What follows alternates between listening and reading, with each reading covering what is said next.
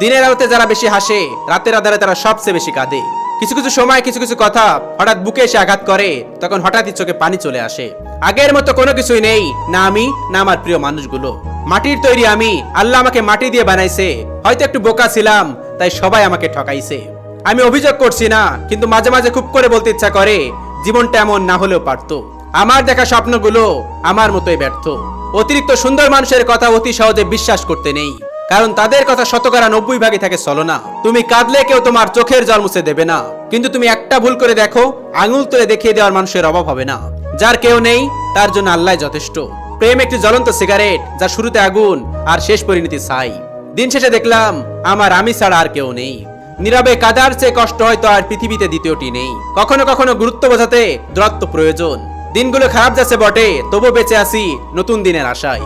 কারোর ভরসায় থেকো না, নিজের যোগ্যতা দেখাও, কারণ ভাঙা বাড়ি ইটটা